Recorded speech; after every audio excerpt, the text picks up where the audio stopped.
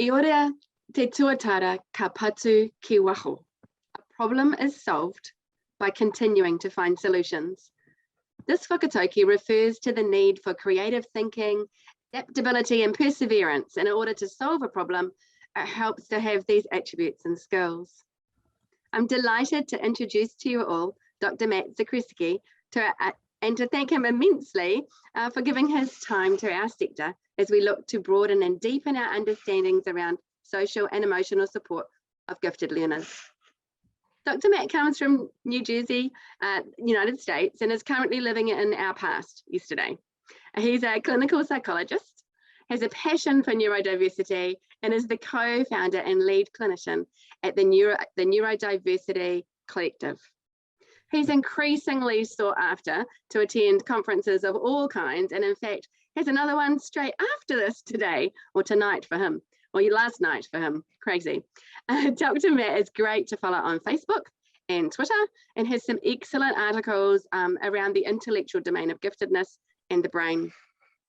I first listened to a presentation from Dr. Matt at the World Conference for Gifted and Talented Children in 2021 online.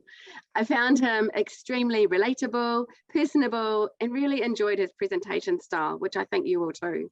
He just keeps things real.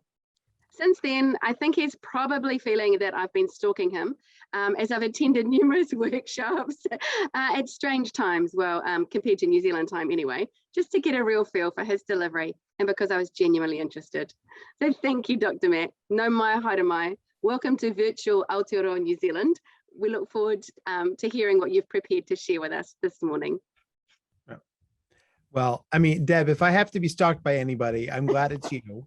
You know, and what a treat, what a gift to be able to speak to the incredible country of New Zealand. And as I told Deb when we connected, you know, it is a place where I have been able to travel twice.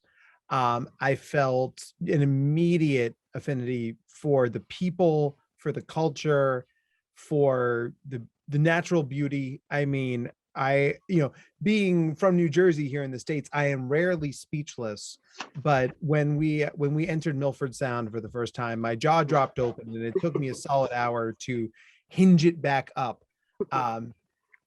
So, you know, I love what I do. I love to talk about giftedness. I love to share these stories. But I mean, when I say that it is a true honor to share this stuff with one of my favorite places on planet Earth, I genuinely mean it.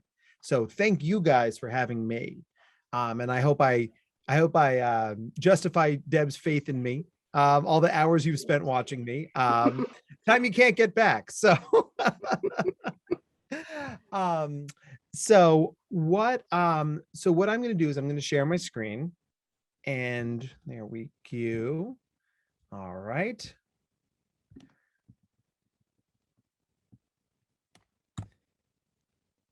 All right. And we've got our improv slides up here. So everybody can see this okay? Awesome. Okay. So I'm going to start by telling a story. Now, in this story, oh,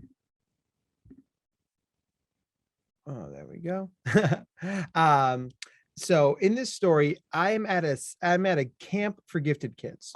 Now, this camp runs in the summer, and my friend says to me, Matt, this is before I was Dr. Matt, you should come do improv with me. And I said, sure. What's that? I have no idea what that is. And he sort of sketched it out for me, and I had nothing better to do. So we walked across campus and we jumped into improv, and they were doing a game called World's Worst, which is a game that we're going to actually workshop in a little bit. So, and, you know, the idea of this game is that, you know, you're giving the world's worst example of something. And in this case, right, I'm 13 years old. I'm like, the concept is world's worst person to go on a blind date with. I pick Wolverine from the X-Men. I was like, yeah, that makes sense. That's a thing. So I wait in line, you know, everybody goes, and then it's finally my turn. I get up on stage, and they're like, the world's worst person to go on a first date with is, and they look at me, and I froze. I utterly, like, deer in headlights. And as I sat there staring blankly at the room full of my peers, somebody from the back room goes, "Oh my gosh, he's a water buffalo." And I'm like, "Yep." And I ran off stage. And that taught me two things that were very important. One, it feels really good to be laughed with as opposed to laughed at, right? As a gifted nerd, I was often the butt of the joke, but it was nice to have people laughing at me on purpose. And then the second thing, as a high achieving type A perfectionistic gifted kid, I screwed up big time. I made a big error and the world didn't end. Okay, there's something to this, right? So that gave me the courage and the confidence to jump in and continue exploring this space. And that ultimately led to a career in theater. And then when I realized I wasn't that good of an actor, stand-up comedy, improv, professional improv, and now talk for a living.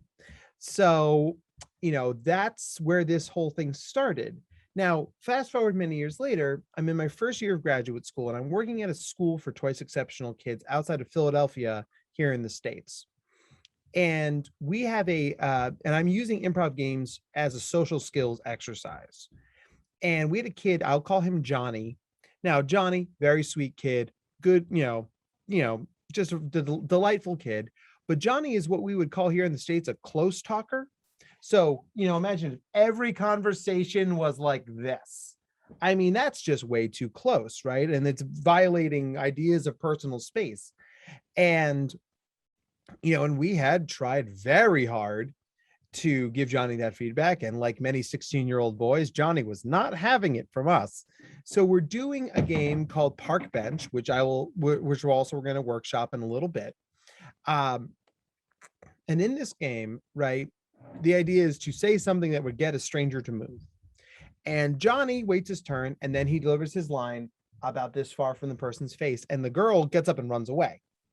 Now, an important backstory about Johnny here is that Johnny, like a lot of 16-year-old boys, really wanted a date to the winter dance. Johnny really wanted a girl to go with him. And he had asked out every girl in the school, and because he asked them all out, once again, this close to their face, they had all said no. So in doing this, in falling into this behavior again in this game, all of a sudden Johnny stops and he looks at us. He goes, "Guys, I talk way too close to people."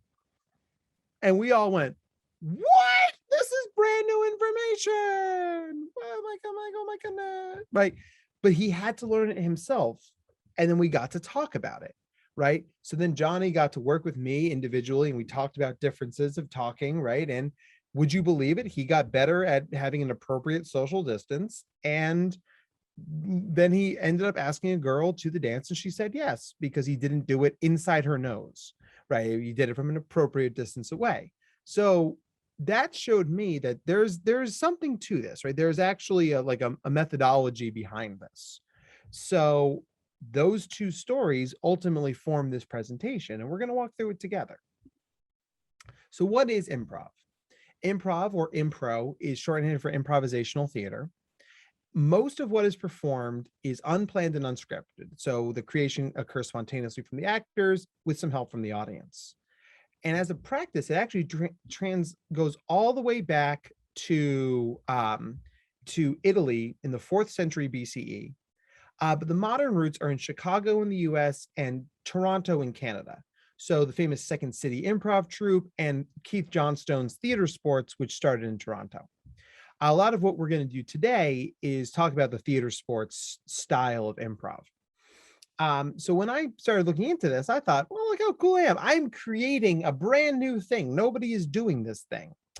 And then I started researching and realized that the famous American psychologist John Dewey wrote a paper on this in 1916. So not only was it not new, I was 100 years late to the party, but better 100 years late than not at all.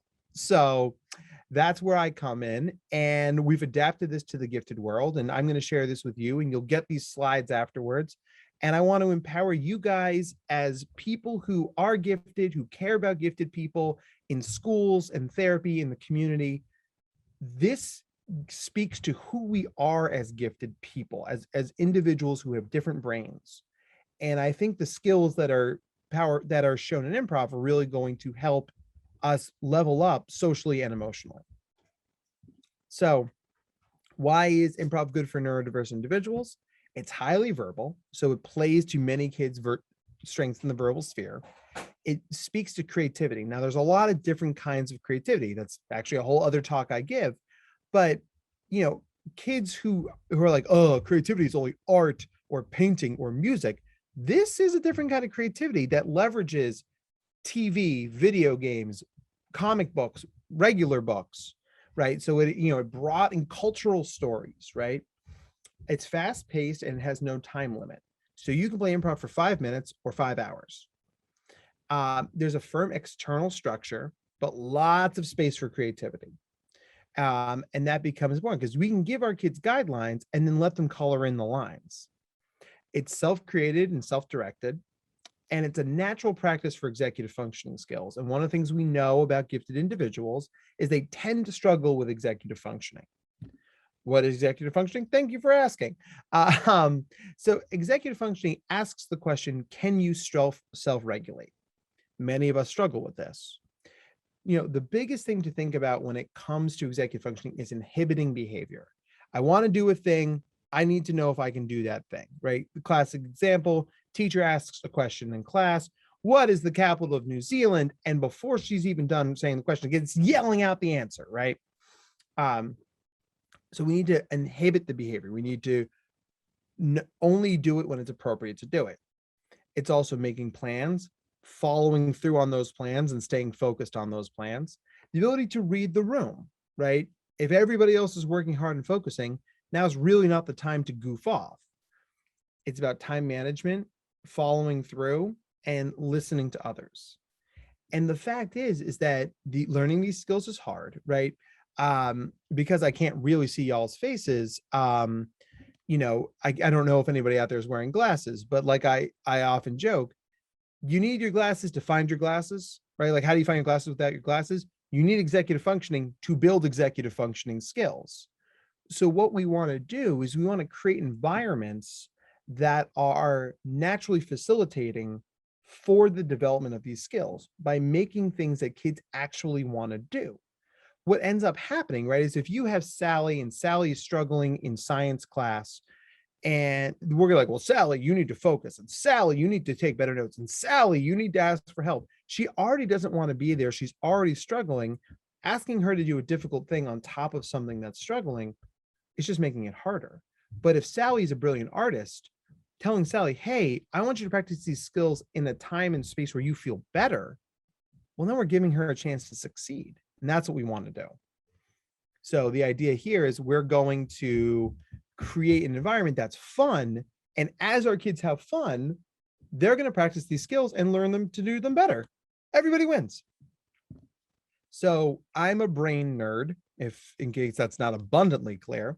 And there's lots of really cool studies on improv and the brain. One I want to heighten here is Lim and Braun in 2008. They hired several jazz musicians and they put them on neural nets, which can trace brain activity. And they had the jazz band play some music. Now, when they were playing normal songs, their brains lit up a certain amount. But when they were riffing, when they were improvising off each other, their whole brains lit up. So to do that, you're getting your whole brain activated and involved. And as educators, mental health professionals, and parents, that's what we want our kids to have. We want their brains lit up because that's when they're engaged, right? So when our brains are lit up, the part of our brain that is telling us the right thing to do and giving us intrinsic motivation elevates, right? It's doing more intrinsic motivation. And the parts of our brain that judge us and are like, hey, better be on guard here, better do the right thing, those go down because you're in the moment, you're not judging yourself. For our kids who are more socially anxious and socially asynchronous, their self-judgment keeps them from connecting to peers, right? If we turn the volume down on that, they're more likely to connect with others and get those meaningful experiences and repetitions to build confidence and competence to interact with others. And exposure to these skills allows the brain to access flow, the state of true brain engagement where you're really like plugged in the best possible way. Oh yes. Brooke actually was just researching mind over matter. Because I wanted to get the lay of the land in New Zealand. So thank you for bringing it up. That's awesome. Um, so Mensa does improv. We'll need a suggestion of a place, an occupation, a family member, an extinct language, a Byzantine despot, a transuranic element, and a word that contains every vowel. So I was giving this talk outside Philadelphia once, and I see this little hand in the back of the room, and I said, yes. And this little girl stood up on a chair and she goes, hi, Dr. Matt, and then proceeded to name an example of every single one of these things, right? I'm still not entirely sure what a transuranic element is, but she said something and I believed her. But that's the thing. Like, this plays to the natural performativity of gifted kids, right? And so we're more likely to do well with it. Many schools use social emotional learning, or SEL, curricula. And the off-the-shelf kits that exist don't necessarily fit gifted kids, right? They're too slow, they're too formulaic, they're not really developed for our kids, for our population. So what we're doing is we're taking the core competencies of social emotional learning, self-awareness, self-management, social awareness, relationship skills, and responsible decision-making, and expanding that into something that's more accessible. And improv naturally builds on these skills. We're going to focus on 3 today: social skills, or social awareness; resiliency, or self-management, right? How to take care of yourself; and focus, which was really about being self-aware. What is going on around me, and can I zoom into that? But the most important thing, the biggest takeaway from today's talk, is the idea of what we call the improv mantra, right? And that is, we say yes and. Gifted kids are great at saying no. Gifted kids are great at finding reasons not to do something. And some of that is rigidity, and some of that is anxiety, and some of that is being myopic, like, well, I'm the smartest person in the room, so you want to do it that way is wrong, so I'm not going to do it.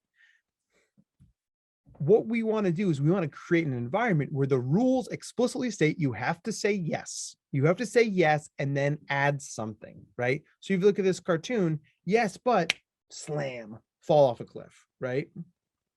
Yes, and is, we're going to say yes, we're going to agree to it, and then we're going to add something. We're creating, we're collaborating, right? Imagine that after this talk, you ask somebody who you've been chatting with in the comments, hey, will you join a breakout session with me later today? I really like how you approach this. And this person says no. Conversation dies, right? Grinds to a halt. That's the end of that conversation. Person says yes, which makes you feel good. And I have this other colleague who I really think would add something to the conversation. So we're moving together, we're collaborating, right? Naturally, this teaches gifted kids that it's okay to collaborate with others. And when you say yes to things, the world opens up to you. As someone who's been trained in improv and used it many, many ways in many different capacities in my life, I'll tell you, not every saying yes to the world means you live a more interesting and fulfilling life. Not everything I've said yes to has been good, right? When I was in New Zealand the first time, I said yes to taking a whitewater rafting trip. I almost died. Not a great time. Deb, it's okay. It's okay. I don't hold it against New Zealand, right? But I'll tell you this. But when we had the opportunity to go to Queenstown and do bungee jumping into the river, I said yes to that. And that is one of the proudest moments of my life, one of the coolest things I've ever done. So saying yes to the world, it's no guarantee it's going to work in your favor, right? I don't promise that. But I say that when you say yes to the world, good things tend to happen, right? Because you say yes to talking to somebody, you say yes to having lunch with someone, you say yes to a project or an opportunity, like talking to 100+ people in New Zealand. Good things flow from that. And for our kids who are anxious and rigid, showing them that that's okay, even in that small space of improv, helps shake them free of that mindset that I have to control everything, right? That's a no. That's saying no to the universe. Yeah. No, but, right? Yeah. So social skills, theater is inherently social. We communicate with others. We have to listen. It's a dialogue, not a monologue. As we know, many of our kids are gifted monologuers. It's organic. The content is student created so it feels more authentic. I'll tell you this, guys, there is nothing worse than an adult, someone our age, sitting down like, hey kids, how's that TikTok, right? What's the deal with the Twitter? I mean, immediately we sound terrible, right? And I often tell my kids in therapy, like, listen, I'm not going to know as much about Five Nights at Freddy's as you do. I'm not going to know much about this YouTuber or this TikToker or this person on Twitch. I'm not. But please tell me those things because I want to know what you know. It empowers our kids. It inverts the classic classroom dynamic, right? We go from the sage on the stage to the guide on the side, right? We want our kids to be empowered. Plus, it stays fresh. Think about quick youth culture moves, right? You know, I mean, today it's Olivia Rodrigo, but like 6 months ago, it was Billie Eilish, right? Who knows what it's going to be in 2 months, right? But then we don't have to keep up with that. We can stay, let's say, classic as opposed to antiquated or stale. Because like I can keep making the same Bruce Springsteen joke that I've been making since 1996 because Bruce Springsteen is a classic. But I don't need to know who this new Twitch artist is because my kids will tell me that, which is great. It helps our kids learn to collaborate with others. It gives immediate feedback and response, which is important, a great way to build skills. When you have more confidence, your skills generalize to other areas. What I've seen doing this workshop many times and implementing it in schools is kids who do improv in my class, all of a sudden they're talking more in class, in regular class. They are speaking up more on the soccer team. They are volunteering for more things. They feel more confident, you know, and I can't, you know, that's the secret sauce here. That's what makes this magic. It builds perspective taking because you have to take on alternate perspectives to be somebody else. And it's fun. And there's never too much fun in school. Resiliency, when we create the environment for theater, it's supportive. When we do this the right way, our kids know that failure is anticipated. It's a part of the game and we support each other because we expect it, right? Not every joke in improv works. And I can tell you this because I've done this professionally. I have been paid to tell jokes in front of people, and even with other professional improvers, it doesn't always work. The thing is, you can freeze, you can stop, you can go, and everything grinds to a halt. Or you'd be like, well, it didn't work. I'll try something else. Dealing with perfectionism, you cannot be perfect in this. As Tina Fey says, there are no mistakes in improv. There are only opportunities. Sometimes the funniest jokes or the best moments come from things not going the way you think. That's okay. It builds trust in ourselves and others. And it's not about being the best, right? Our kids really are competitive. They want to be the best. There is no best in improv. And the best way to deal with that is create an environment where best doesn't matter. And as a proof of this, right, when I do this workshop at schools to introduce the unit, I'll say, hey, watch these YouTube clips, watch these clips of improv fails, and they all have in common laughter. Because these are some of the funniest people on planet Earth. But when they mess up, when they flub a line, when they fall down, that often gets bigger laughs than the actual joke they were trying to tell. And it teaches our kids who are afraid to fail that sometimes failure is good. Sometimes failure teaches you something or unlocks something you wouldn't have seen otherwise.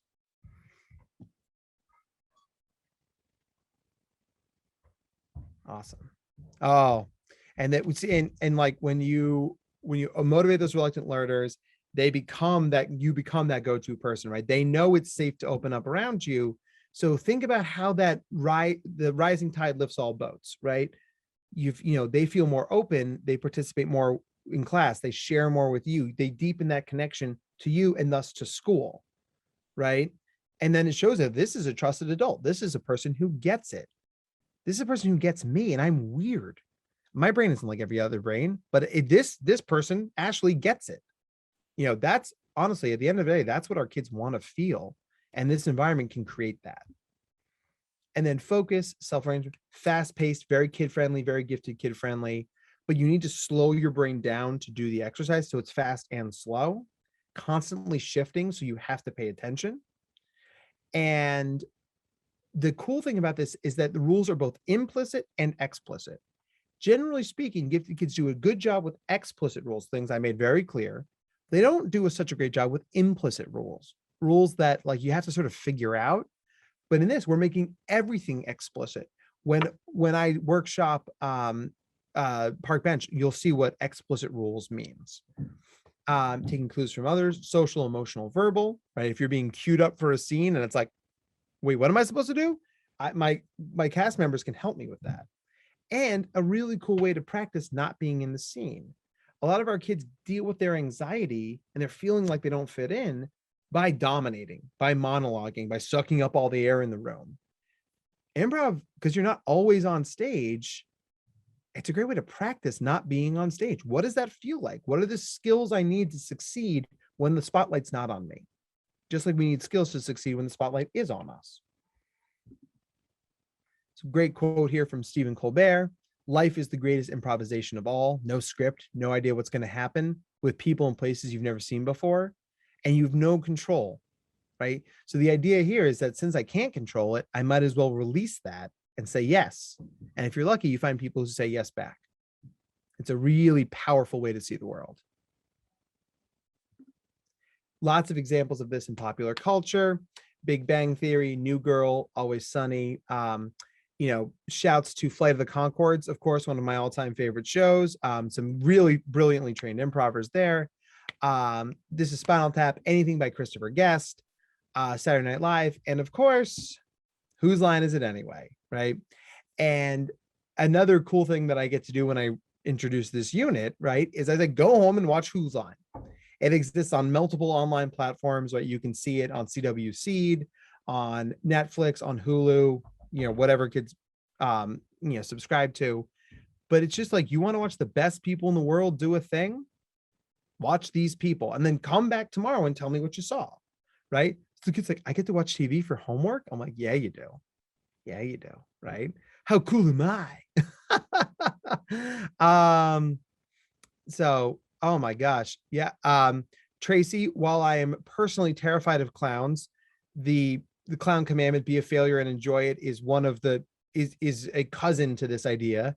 And I honor that. And please don't show me a picture of you in clown makeup and we'll be just fine, because my heart is racing right now. No, I have no idea why I'm afraid of clowns. It's just what it is. And oh my gosh, guys, the comments are awesome.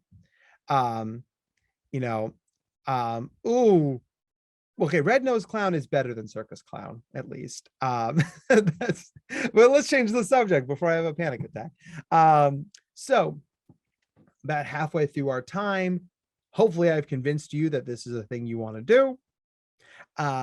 So if we're going to do improv, ground rules are vital. So like when this is done, you're going to get these slides from me. You're also going to work a sheet of the 10 ground rules of improv, right? And I want you to go through it with your students and walk through it and talk to your administration and say, this is what this is, right? We all have to agree to this if we're going to do it, right? And I have my kids sign it. I want them to be generally a part of that conversation. And then after you do it, you talk about what worked and what didn't. The key that makes this intentionally transformative, right? The piece that makes this real and authentic is talking about it for 5 minutes afterwards. Saying, I really liked when Deb did this thing because it showed she was listening and thinking on her feet. I thought it was really cool that Mike tried this joke. And even though it didn't work, Mike, I thought it was brave of you that you tried it, because kids benefit from positive exposure to things, right? We know this, right? They watch good people do good things, they benefit from it. But when you name the skills, when we name the behavior we want to see, that's what crystallizes it. That's what makes it intentionally transformative. Because then we're moving to a space of, I named the thing that you learned. So your brain goes, oh, that's the thing I learned, right? I remember early on, one of the first shows I did in Boston as an improver, I had felt like a little off sorts, right? Like a little out of it. It was probably like stage fright. Afterwards, one of my fellow actors came up to me and said, you looked so nervous, but every time you came on stage, you immediately locked in and you did your job, and then you got off stage again. And he's like, that's so powerful as a performer to know what your limits are. And I remember thinking, you just named the thing I did. You just named this, like you turned this weird feeling I have into a positive skill I just practiced, right? And knowing when to step off stage and knowing how to manage your emotions are life skills. They're not just theater skills. So naming this is really powerful.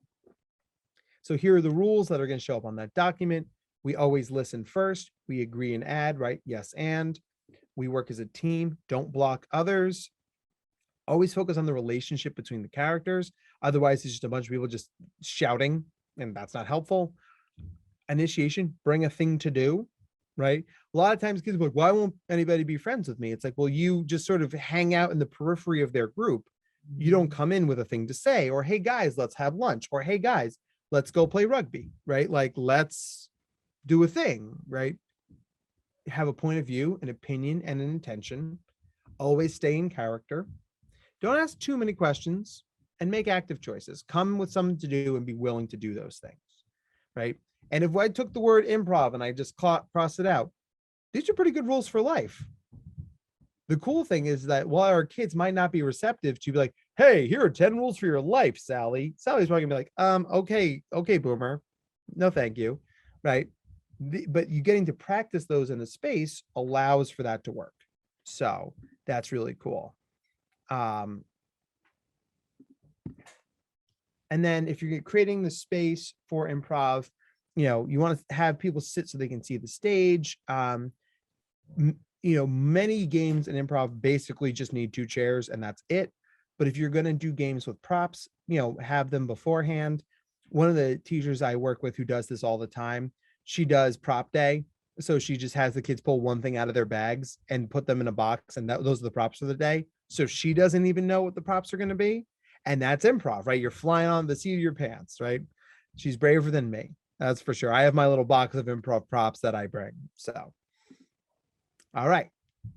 So we're going to do some sample activities, right? I'm going to show you guys what this is like in real practice. So, and Deb, I'm going to ask for your help on this, okay?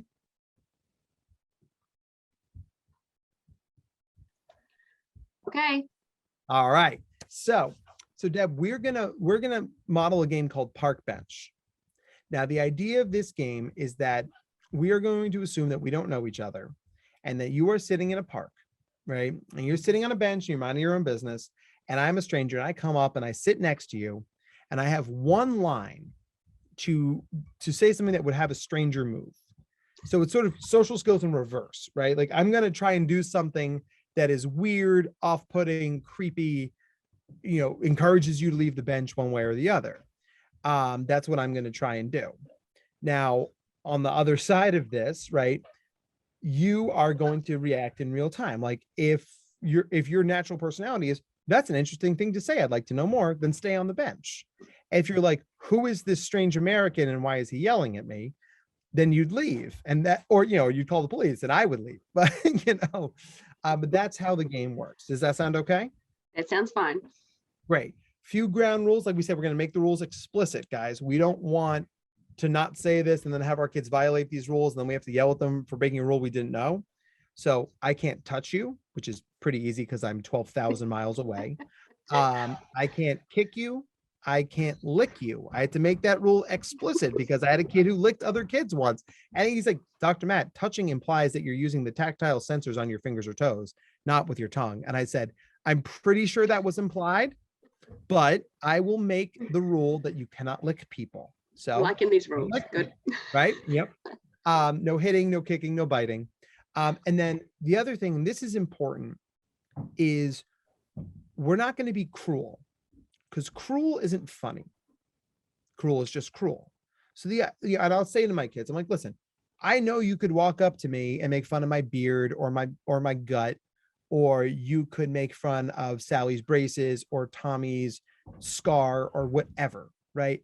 And I'm banning that because that's not interesting. It's not funny. I'm going to challenge you to do, like, it's okay to be creepy or off-putting, but it's not okay to be cruel. And so that's the idea, right? And the kids have been very receptive to that. All right. So I've given you a long preamble for this. Deb, you're sitting on the bench. You're in what we call the hot seat. So you're in the hot seat. I'm going to come up. I have one line. I'm going to try and get you to move. Okay. Okay. So when we do improv, we're always do 3, 2, 1, scene in. All right.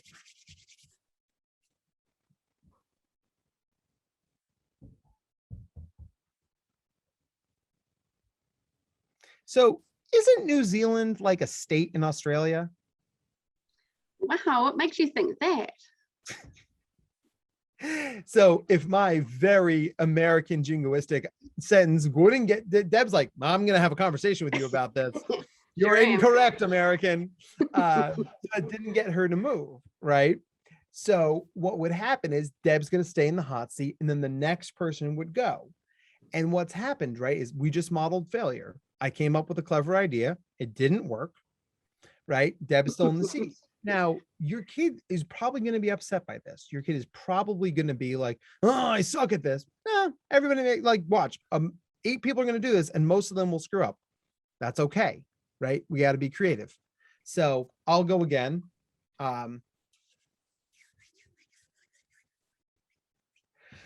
Hey, listen, for reasons I can't possibly explain to you, I really need to sit on this bench right now. Here's $100 if you get off the bench right now. Gee, thanks. Bye. Yeah, right. So instead of being creepy or off-putting, I just went straight bribery, right? Here's $100, and now Deb has left the bench. So then what would happen is that Deb would get in line and I would move to the hot seat. So Deb, now I'm in the hot seat and you have one line to try and scare me off the bench. So take a minute, think of something, and when you're ready, go ahead. Hi, I feel really sick right now. Oh no, I'm so sorry. Fouled. Damn. New Zealand Could I has have been excellent COVID? health care. Can I take you to a doctor? So one of the cool things about this game, right, is it naturally teaches perspective taking, because there are some people, right, it's like, oh, you're sick, I'm already leaving, I'm already out of the way. Like, you know, I have a 4-year-old and a 2-year-old. My house is filled with germs. My like threshold, there was a time that would have scared me. Now I'm like, I don't know.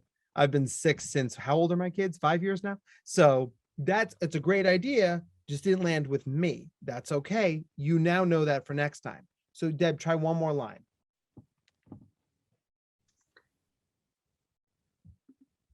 Hey, I really can't seem to find the bus stop. Could you show me? Of course I will. Thank you. So I love to help people. I'm a very helpful person. So the bus is right over there and I'll walk you to, would you take my arm?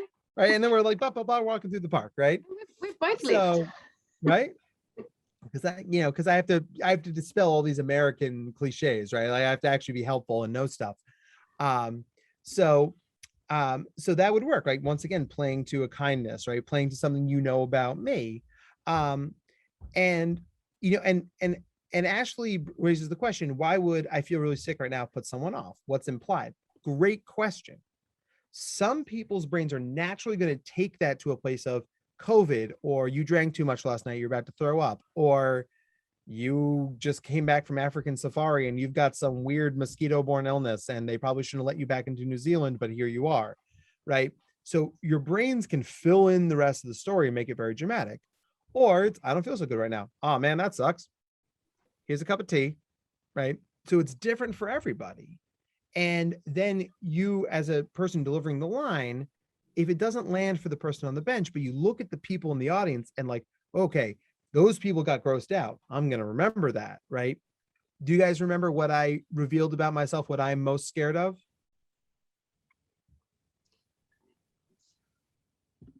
Anybody remember? Clowns. Chrissy gets it. So, and I strategically reveal that about myself when I do this exercise, because all my kids know that like the best way to get me off the bench is to come up and be like, and I'm like, and run away. So that's Park Bench. Really great game. Easy to do. So we'll move into the next game. This game is called Party Quirks. So I'm going to ask my participants to help me out here. Okay. Now I'm going to do this reverse, right? Normally we would do this where we would have, I would pick 4 people from the audience to help me out with this, but because this is a panelist style thing, that doesn't really work. So I'm going to play different characters. You guys have to guess who I'm being. So So I've set up a party. You guys are the hosts, and you guys have to guess you guys have to guess who I am. Now, I'm not going to come out and say it, but I'm going to act and talk in ways that reveal certain things about me. And once you have an idea of who I am, put that in the chat. And whenever somebody gets it, I'll give you a thumbs up and I'll move on to the next character. All right, so I'm setting up my party, or I'm putting some chips, putting some dip, got some good New Zealand wine, right? I mean, like, I called in for some Ferg burger, that changed my life, right? So we've got some really good stuff here, feeling good about it. Okay. Knock, knock, knock. First party yes is entering. So here's me being another character. Where good food? No good food make me angry. You wouldn't like me angry. Where chicken wings? Flip, crash, crash, crash, crash.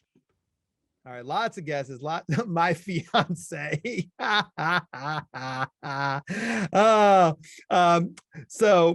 Michelle wins, even though she wasn't right. Michelle, take a bow. That was brilliant.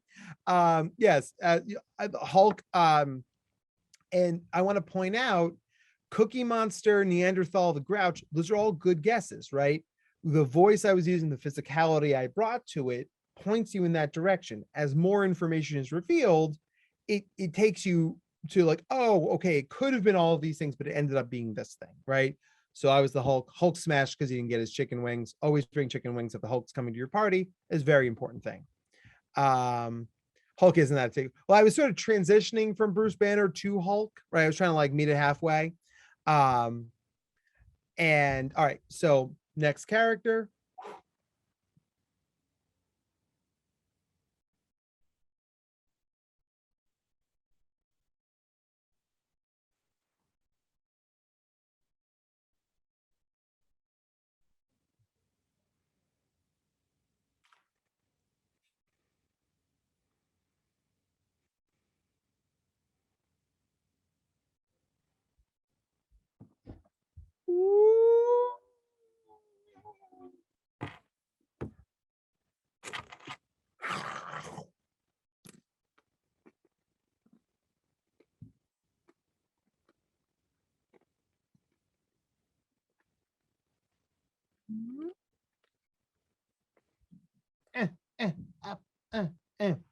I can't pick you up right now. This is the way. Fine. Pew, pew, pew, pew, pew, pew, pew. Baby Yoda, Grogu, very good. Pew, pew, pew, pew, pew, pew. I went to the Stormtrooper School of Shooting. I'm very bad at it. So this one, once again, on purpose, I started with something very vague, right? I was very silent. And you'll notice that silence makes our kids anxious. When they're anxious, they can short circuit, right? But what this shows them, it's like, okay, you can sit with that anxiety and the information's coming and you can go from there. Very cool. Very cool. All right. Jedi was close enough. Yeah, for sure, for sure. All right. And I'll do one more and then we'll move on to some other games. All right.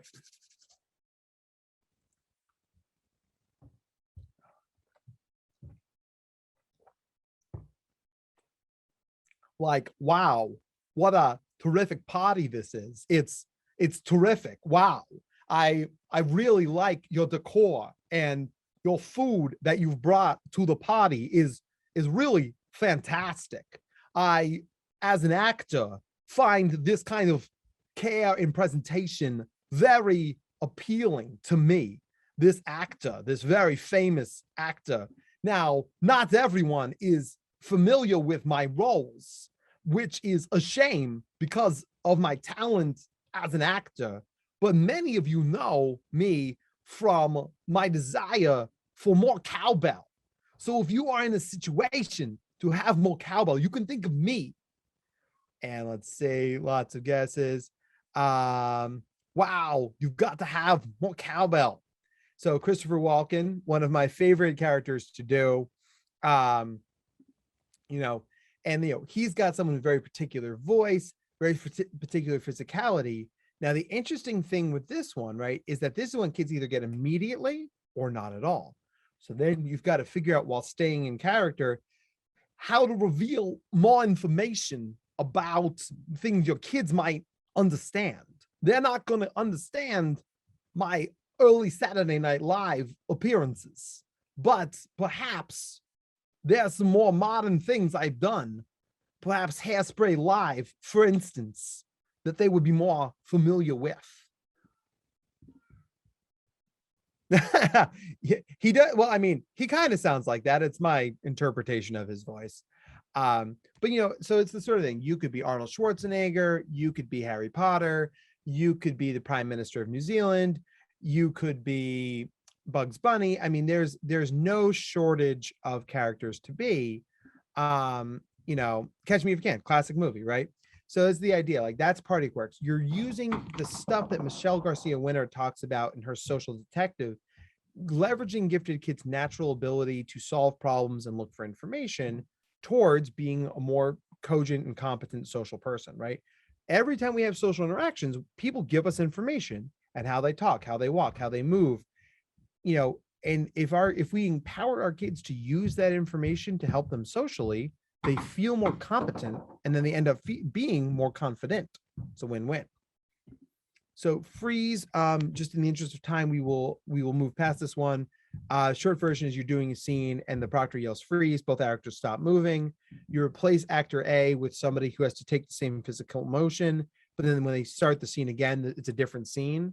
So I might say, like, oh, me and Anna are doing a scene in which we are pet shop workers and we're trying to sell a chinchilla, and then freeze, and and somebody takes my role, and they come in, and so the actor would say, like, okay, now you have to understand that this building is burning and it's about to fall down. We've got to get out of here right now. Now it's a totally different scene, right? We are totally shifting, and that's hard for our kids, but giving them the opportunity to practice that cognitive shift makes them, prepares them for that. So a couple of years ago, I had the good fortune to give this talk at the National Association for Gifted Children conference here in the States. And so I did my exercises, and then this hand in the back of the room pops up. It's like, Dr. Matt, this is all well and good, right? But you are clearly an extrovert. That is true. I'm very extroverted. And I'm an introvert. Many gifted people are introverts. What do we introverts do here? And I was like, that's a great thing. So let me tell you about some improv exercises that are good for introverts. So, But Then is a storytelling game that is really, really awesome. And it's really good for gifted kids that are introverted because it's about storytelling and turn taking, right? So what I'm going to do here, all right, let's see. I'm going to ask for, let's see, if Anne-Marie Clark, if you can hear me, just say yes in the chat, please. And Betty Anderson and Emily Ware, and let's see, Justine Monroe. So if you guys can hear me, great. Just jump in the chat. There we go. Here, you too, Emily Ware, you too. Great. So what I'm going to do is I'm going to say a sentence. All right. I'm going to put it in the chat so everybody can see it. And then I'm going to ask Anne-Marie to jump in with a sentence to add on to my sentence. Now, so we all decided to go on holiday to Fiji.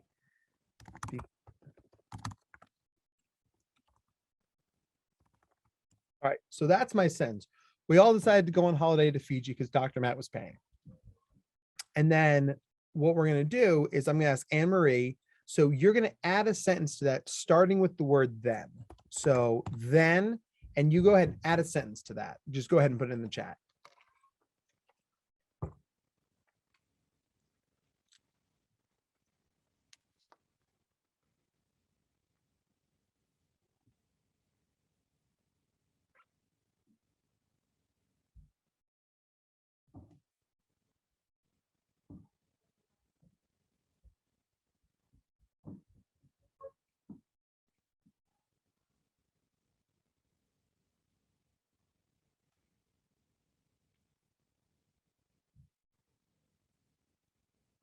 Oh, Marie, that's so cruel. I'm taking you on holiday to Fiji, and you're gonna come with a maniacal clown. My goodness. All right. So we are skybound, we're flying to Fiji, maniacal clown, and then then we're gonna have Emily. So Emily, add another sentence. We're flying to Fiji, then a maniacal clown. But what sentence would you add? That's so mean. So mean. Heard your Kiwis were nice. My goodness.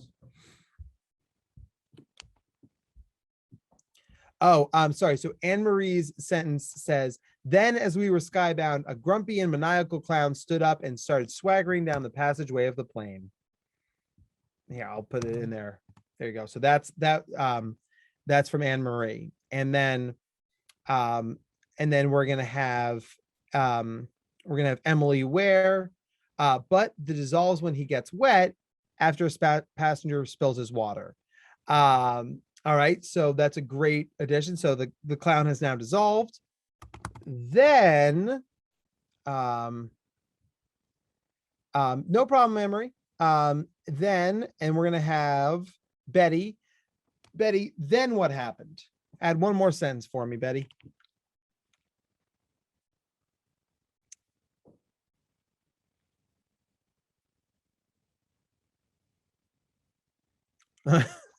paper machine and reappeared. I've had this nightmare. It's not fun, right? So what we would do is we would keep adding sentences to it. And if you do this with a group of kids, what you're going to find is it goes full inception, right? It was a dream within a dream within a dream within a dream, which was a virtual reality simulation of another dream, whilst from an alternate reality that was also a dream, right? And the idea is that it can get so complicated and bogged down, but it forces our kids to listen to each other and roll with the punches, right? I sent us on a holiday to New Zealand. I sort of figured like there's some natural things that might go. There's storms, or we had fun on vacation, or the airplane crashed, right? There's a lot of things. Didn't think maniacal clowns were going to become part of the story, but that's a thing that happens. And then you'll notice that everybody else rolled with that, right? The clown was disappeared by water and then reappeared because he had an anti-vapor machine. And whoever went next would do something with the anti-vapor machine, right? So the idea here is it shows our kids that when we listen to each other and when we respond to each other, we all do better. So, and this game works better for introverts because you can, instead of like volunteering, raising your hand, it just goes around in a circle. So everybody knows when they're going to go. World's worst is what I talked about before. Give the kids a topic and then just come up with the world's worst version of it. Same thing, people can go in order or in rows or in groups, whatever helps our kids feel more confident. So like, give me examples of the world's worst restaurant or tourist trap or promposal or an American tourist, right? Whatever that might be, and then use that. So that's a lot of fun. And once again, this gets into the idea of what's worse for me might not be worse for you. And that's okay, right? Like it gets into perspective taking, right? It gets into differences of opinion. And then this is another game that I think is really pretty powerful for kids. And it's a quick game, so it's fun. This game is called 100 Ways to Say Hello. Now, one of the things, the social skills that gifted kids tend to struggle with is the skill of prosody. Prosody is the way we change the meaning of words through stress and intonation. So it's a big difference between hi and hi, right? Your 5-year-old seeing you at the end of the day, your 15-year-old seeing you at the end of the day. It's the same word, and gifted kids tend to struggle picking up those nuances. So this gives our kids an opportunity to practice that with a very simple, straightforward word. So we walk around, think about all the different ways we can say hi, right? So for some kids, it's like hi. Some kids, hi. Some kids, it's hello, right? And it's the same word, but we're changing the meaning by how we deliver it. And, so you can give kids prompt cards: angry, flirty, sick, bored, etc. And then I actually had I had a kid do this one. I'm sorry, I was giving this talk in Maryland, and a teacher raised his hand and said, so I'm a Spanish teacher. Do you think I could use this to help my kids learn Spanish? And I was like, that's a brilliant idea. I had never thought of that. So if you wanted kids to learn languages, right, you could give them a word in whatever language and give them descriptive words in that same language, right? So, say hola con triste, say hello with sadness, right? Then the kids have to practice, they're practicing the meaning of those words plus practicing the speech part. So that's another way to make this more academic. A procedure. Now suggest a procedure. Surgery at the Improv. So lots of other resources here. I want you guys to walk out of this feeling empowered, watch these trips, learn how to, there's other ways to use improv in the classroom. I think it really fits any kind of school, urban, rural, international, virtual. You can do this really in any environment. And as some people said, like these games can be adapted to an online space and they work just fine.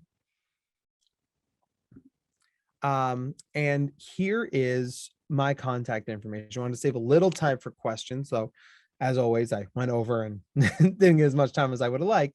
But here's how to contact me, right? I'm at drmattzakreski@gmail.com.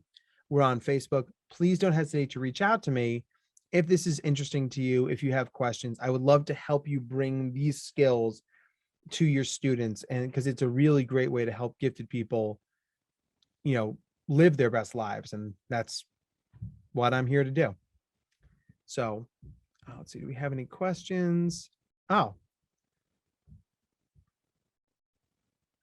Thank you guys so much. I mean, you guys were a terrific audience. You really rolled with the bunches. You showed good improv as well. But yeah, do we have any questions, Deb? Not yet. I think people have been just really busy interacting and sharing some examples of how they've put things in place before too. Lots of thank yous. Well, I mean, it's like you really have created an incredible conference here and you've recruited some pretty amazing participants. So make my job very easy, which is good. Oh, hold on. There's one just come through here from Carrie, who said, thanks heaps. How do you do this with students from different cultural backgrounds that would know different characters, etc.? That's a fabulous question. So I actually love when kids bring in different characters. So we had, I worked with a young woman here in the States who was, so she's Native American. She's, her family is Cherokee. And so one of the characters she brought to the table for Party Quirks was a Native American deity. And I was the party host and I had no idea who this person was, right? I could not guess. And so what I did was defaulting to putting her on the stage, right? So I said, hey, I can't guess this. Do you guys know who this is? Nobody else knew. I said, can you tell us? And now this little girl who had never really shared about a piece of her culture, she was like, this is who this deity is. And this is why it's important. This is why I'm doing this. And everybody was like complete full attention on her. So, I will sometimes say to kids, like, maybe start with more accessible characters, like start with your Spider-Man, Batman, Donald Trump, Sylvester Stallone, right? But then like, as we get better at it, bring in characters from your own culture, bring in stories and stuff that has meaning to you.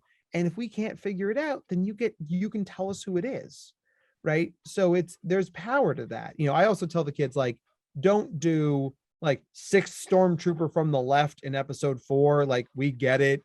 Like, that's cool. Like, it's got to have some meat on the bone. It's got to have something I can work with. But I would encourage them, right, to do that. Jen asks certain improv games that work better for Zoom. Yeah. So if you want any of the games, all the games that we've done here, I've adapted for Zoom. They all work reasonably well. It's really about like crowd management and making sure everybody's got a good internet connection, because what ends up happening sometimes is like you're doing Party Quirks and a kid's like, and we're like, what's happening? Did you freeze or are you being frozen? Right. And so, and Jen, if it's helpful, feel free to shoot me an email and we can talk about further skills to adapt that. So that's the thing you could do. And and really it's just it's like actually right after the pandemic started, I worked with the Bright and Quirky Kids group in Seattle here in the States, and we did improv groups for gifted kids, and I did not know if it was going to work online. And we had some kids from Australia, some kids from Turkey, mostly kids from the US or Canada.